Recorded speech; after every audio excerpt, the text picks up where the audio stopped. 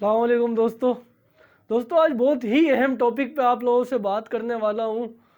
جیسے کہ آپ لوگ جانتے ہیں حضور سرکار صلی اللہ علیہ وسلم کی حدیث مبارکہ ہے، ترمذی شریف کی حدیث شریف ہے کہ آپ صلی اللہ علیہ وسلم نے فرمایا بنی اسرائیل میں 72 فرقے تھے، میری امت میں 73 فرقے ہوں گے، ان میں سے صرف ایک فرقہ جنت میں جائے گا۔ تو صحابہ کرام نے پوچھا کہ ایک اللہ کے رسول صلی اللہ علیہ وسلم وہ کون سا فرقہ ہوگا جو جنتی ہوگا؟ تو آپ صلی اللہ علیہ وسلم نے فرمایا کہ وہ فرقہ جو میرے اور میرے صحابہ کرام کے طریقے پر ہوگا وہ جنتی اور ناجی فرقہ ہوگا، نجات پانے والا فرقہ ہوگا۔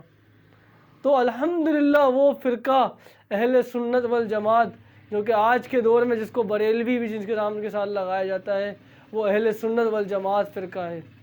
جو کہ حضور صلی اللہ علیہ وسلم کا ادب و احترام کرتے ہیں، عشق و محبت کرتے ہیں، حضور صلی اللہ علیہ وسلم سے والہانہ الفت رکھتے ہیں، محبت رکھتے ہیں، اور سرکار صلی اللہ علیہ وسلم کی محبت اور الفت میں ہر قسم کی قربانی دینے کے لیے ہر وقت تیار رہتے ہیں۔ مگر بدقسمتی سے آج کل کے فتنے کے دور میں کچھ لوگ ہمارے اہل سنت میں ہی جو کہ کم علم لوگ ہیں، جو اپنے آپ کو سنی بریلوی بھی بولتے ہیں، مگر ان کو اس بات کی انڈرسٹینڈنگ نہیں کہ ہمارا کسی بھی فرقے سے کوئی، چاہے وہ دیوبندی ہو، وہابی ہو، شیعہ ہو، ہمارا ان سے کوئی فروعی اختلاف نہیں ہے، کوئی چھوٹا موٹا اختلاف نہیں ہے۔ یہ بات آپ لوگوں کو سمجھنے کی ضرورت ہے کہ ہمارا ان فرقوں سے کوئی چھوٹا موٹا اختلاف نہیں ہے، اسلام کی بنیادوں پر اختلاف ہے، اور اس کی وجہ سے جو بھی غلط نظریات رکھنے والے لوگ ہیں، جو باطل نظریات رکھنے والے لوگ ہیں، ہم ان کو مسلمان نہیں سمجھتے۔ مثال کے طور پہ جو حضور صلی اللہ علیہ وسلم کو زندہ نہ مانے اور کہے کہ حضور صلی اللہ علیہ وسلم تو مر کے مٹی میں مل گئے، نعوذ باللہ معاذ اللہ، وہ ہماری کیسے مدد کر سکتے ہیں، نعوذ باللہ معاذ اللہ، تو اس کا اسلام سے کوئی تعلق نہیں ہے۔ جو حضور سے مدد مانگنے کو شرک بولے، اپنے پاس سے شرک کی ڈیفینیشن تیار کرے اور مسلمانوں پہ شرک کے فتوے لگائے، تو وہ خود دائرہ اسلام سے خارج ہو جاتا ہے۔ کیونکہ جو شخص ایک اہل ایمان ایک مسلمان کے اوپر کفر کا فتویٰ لگائے تو وہ خود دائرہ اسلام سے خارج ہو جاتا ہے، اور جو کسی مسلمان کو مشرک کہے تو وہ جھوٹا الزام لگانے والا خود مشرک ہو جاتا ہے۔ تو بات سمجھانے میں یہ چاہتا ہوں آپ کو کہ کچھ لوگ بولتے ہیں کہ یار کچھ نہیں ہوتا، ہم تو نماز کا ٹائم ہو تو کسی کی بھی مسجد ہو ہم جا کے نماز پڑھ لیتے ہیں، کسی بھی امام کے پیچھے نماز پڑھ لیتے ہیں، چاہے وہ دیوبندی ہو، وہابی ہو، شیعہ ہو، چاہے وہ صلح کلی رکھنے والا ہو، کسی بھی قسم کے باطل نظریات رکھنے والا ہو۔ تو لوگوں کا رجحان، لوگوں کی سمجھ یہ ہے، لوگ یہ سمجھتے ہیں کہ بھائی ہم نے اپنی نماز پڑھنی ہے، ہم نے امام سے کیا لینا ہے، جبکہ امام کی اگر نماز نہیں ہوگی تو مقتدی کی نماز کیسے ہو جائے گی؟ جب امام کے پاس ایمان ہی نہیں ہے، جب امام جو ہے حضور صلی اللہ علیہ وسلم جو کہ جان ہے ایمان کی، ان کے حوالے سے غلط نظریات، غلط عقائد رکھتا ہے، تو اس کے پیچھے کیسے نماز ہو سکتی ہے؟ جو شخص جو باطل نظریات رکھنے والا، بد مذہب، بد دین شخص جو یہ بولے کہ حضور کو دیوار کے پیچھے کا علم نہیں، حضور کو علم غیب نہیں، حضور کچھ نہیں جانتے تھے، حضور کو اللہ تعالیٰ نے علم نہیں عطا فرمایا، تو وہ تو صحیح احادیث کریمہ کا انکار کر رہا ہے، وہ قرآن مجید کی آیتوں کا انکار کر رہا ہے۔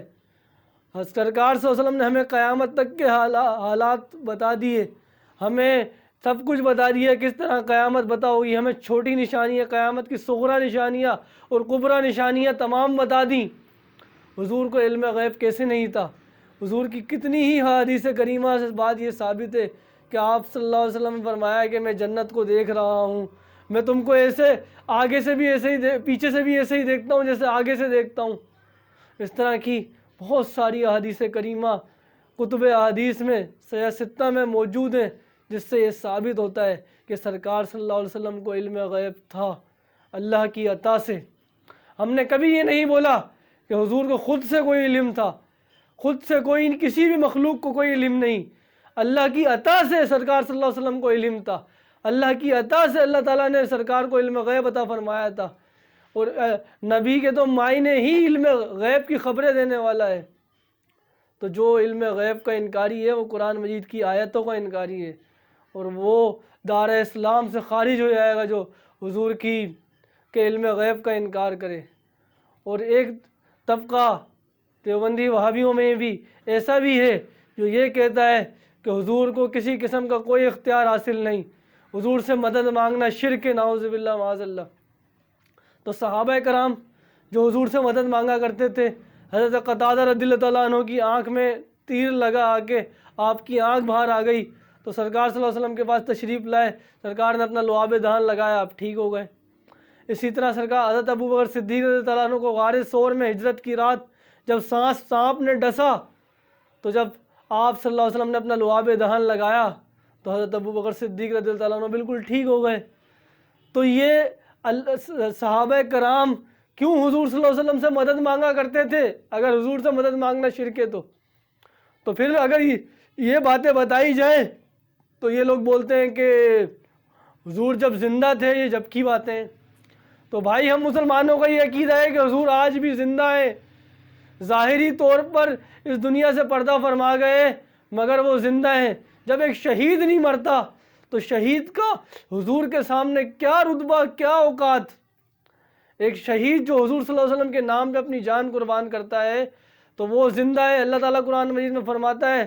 کہ جو اللہ کی راہ میں مارے جائیں ان کو مردہ خیال بھی مت کرو، وہ زندہ ہے، انہیں رزق دیا جاتا ہے مگر تمہیں شعور نہیں۔ تو آپ حضور صلی اللہ علیہ وسلم کو کیسے مردہ بولتے ہو؟ نعوذ باللہ معاذ اللہ۔ جبکہ سرکار صلی اللہ علیہ وسلم خود فرماتے ہیں کہ انبیاء کرام کے جسموں کو مٹی نہیں کھاتی، وہ اپنی قبروں میں زندہ ہیں، انہیں رزق دیا جاتا ہے۔ تو آپ کیوں اس حدیث شریف کو نہیں مانتے؟ کب آپ لوگ پھر آپ لوگ کس قسم کے اہل حدیث اپنے آپ کو بولتے ہو کہ جو آپ انکار کرتے ہو حضور صلی اللہ علیہ وسلم کی زندہ ہونے کا؟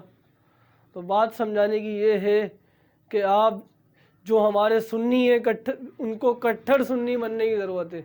انہیں کسی بد مذہب کے پیچھے نماز ان کی بالکل ہوگی نہیں، بلکہ ایمان کے لالے پڑ جائیں گے۔ ایمان سے بندہ ہاتھ دھو سکتا ہے، کیونکہ جب بد مذہبوں کے پیچھے نماز پڑھے گا تو ان کے حوالے سے ایک سافٹ کارنر دل میں پیدا ہوگا، ایک نرم گوشہ پیدا ہوگا، اور پھر وہ ان کے عقائد کو بھی اپنا سکتا ہے جس سے وہ گمراہیت اور کفر تک پہنچ سکتا ہے۔ تو تمام سنی مسلمانوں کو میں یہ بتانا چاہتا ہوں کہ ہمارا کسی بھی یہ بد مذہبوں سے کوئی جائیداد کا پھڈا نہیں ہے، ہمارا ان لوگوں سے کوئی ذاتی پھڈا نہیں ہے، ہمارا ان سے عقائد پہ بنیادی اسلام کی جو بنیادی تعلیمات ہے، جو ضروریات دین ہے، ان کے اوپر اختلاف ہے، اور یہ ضروریات دین کا انکار کرتے ہیں، حضور کے حوالے سے بہت غلط نظریات رکھتے ہیں، اللہ کے حوالے سے بہت غلط نظریات رکھتے ہیں کہ نعوذ باللہ معاذ اللہ، اللہ تعالیٰ جھوٹ بول سکتا ہے، اللہ تعالیٰ اچھائی اور برائی دونوں پر قدرت رکھتا ہے، چاہے تو اچھائی کر لے چاہے تو برائی بھی کر لے، نعوذ باللہ معاذ اللہ۔ تو یہ سب غلط نظریات ہیں، آپ کو سمجھنے کی ضرورت ہے۔ آپ جو ہے اہل سنت کے نظریات کو سمجھیں، اسلام کے حقیقی عقائد و نظریات کو سمجھیں اور اس پر عمل پیرا ہوں اور اس کے مطابق اپنی زندگی گزاریں، تو آپ کی نجات ممکن ہے، ورنہ اللہ تعالیٰ آپ کی بڑی سخت گرفت فرمائے گا اگر آپ کسی کا بد مذہبیت پر اگر یا صلح کلیت کے اوپر اگر بندہ انتقال کر جاتا ہے۔ تو اس لیے میں آپ تمام لوگوں سے گزارش کروں گا کہ اس ویڈیو کو زیادہ سے زیادہ شیئر کریں تاکہ اہل سنت کے کم سے کم جو میں نے ابھی تھوڑے سے عقائد و نظریات